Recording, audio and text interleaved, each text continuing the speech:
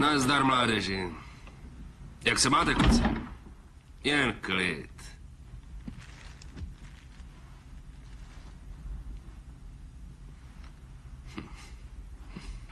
Víte, kdo jsme?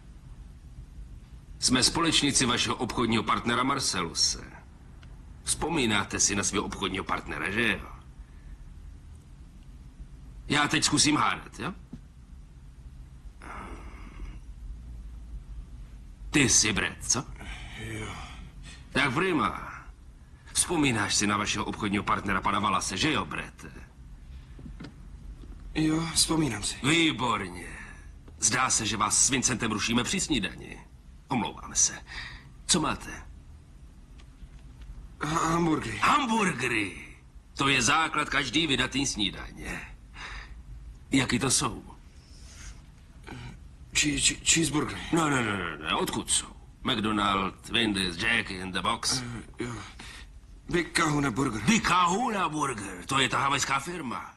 Zaslechl jsem, že tam mají moc dobrý hamburgery, ale sám jsem si ještě nedal, jaký jsou. Jsou dobrý. Nevadí, když ochutnám. Tenhle je tvůj, že jo? Jo.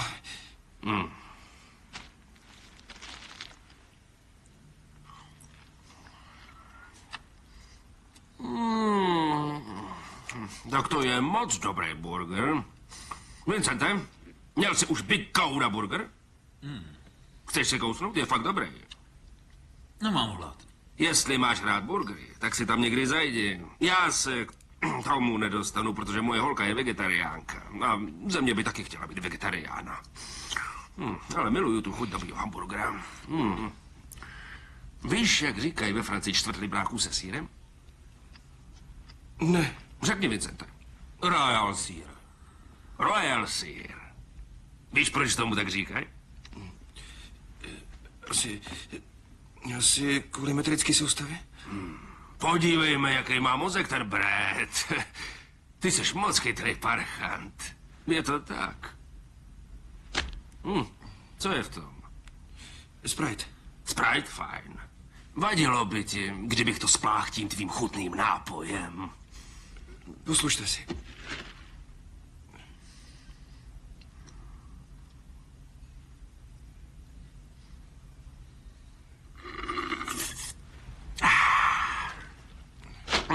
Bezva. Ty, kašpare, víš, proč jsme tu? Mohl bys tady mému příteli sdělit, kde jste to schovali? Je to tam. Nevzpomínám si, že bych se tě na něco někdy ptal.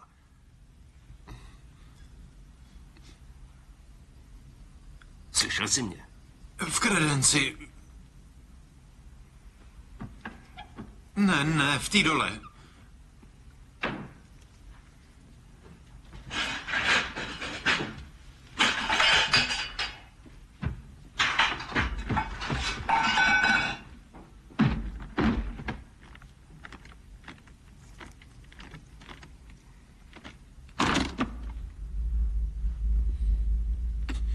Máme radost?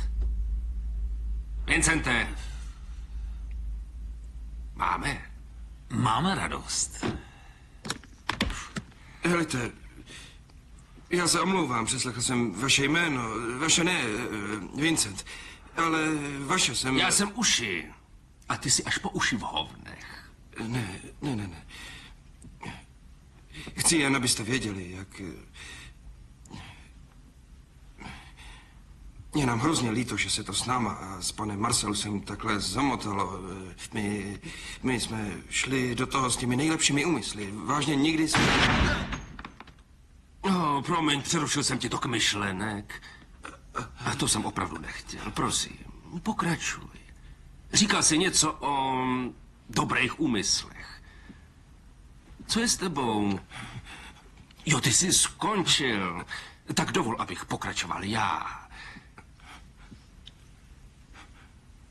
Řekni mi, jak Marcelus Wallace vypadá. Cože? Z který jsi země? Cože? Cože? O takový zemi jsem ještě neslyšel. Mluví se v cože anglicky. Cože? Anglicky, ty parchante, umíš anglicky? Ano.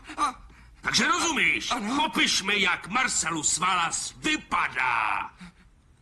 Cože? Já... Ještě jedno, cože? Řekni to ještě jednou, varuju tě, já tě varuju, ty šmejde. Řekneš to svý, cože, ještě jednou. Je černej. Pokračuj. Je plešatej. Vypadá snad jako děvka? Cože? Jestli snad vypadá jako ta děvka.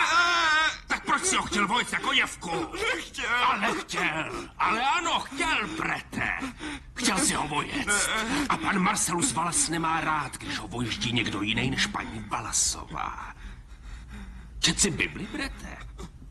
Ano. Zapamatoval jsem si jednu pasáž, která se do téhle situace hodí. Ezechiel 25:17. Cesta spravedlivého ze všech stran lemována jest nespravedlností, sobectvím a tyranii lidské zloby. Požehnán buď ten, kdo ve jménu lásky a dobré vůle vyvede slabé z údolí temnoty. Neb ten jest skutečným pastýřem a spasitelem zbloudilých dětí.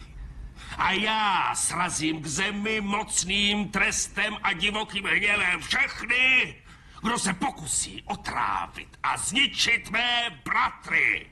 A když uvalím svou mstu na tebe, seznáš, že jméno mé je Bůh.